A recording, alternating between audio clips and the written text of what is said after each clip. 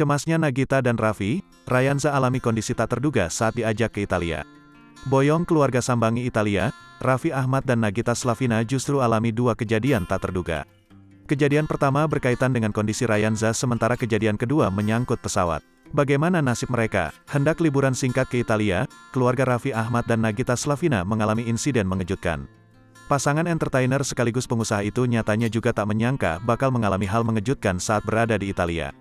Hanya membawa 3 karyawannya, Raffi Ahmad terlihat kelelahan setibanya di kota Roma, Italia. Padahal rencananya Raffi Ahmad sekeluarga akan ke markas tim sepak bola US Lecce.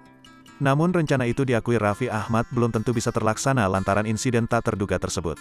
Sebelum tiba di Roma, Raffi Ahmad terus merekam momennya bersama sang istri dan 2 anaknya. Tampak semeringah, raut wajah Raffi Ahmad berubah cemas. Hal itu lantaran ia melihat putra bungsunya, Ryanza muntah. Bukan cuma Raffi, Nagita tak kalah khawatirnya. Dengan sigap, Nagita Slavina segera membuka pakaian Ryanza yang dipenuhi oleh muntahan. Terkait kondisi putranya itu, Nagita mengakui memang Ryanza sedang flu.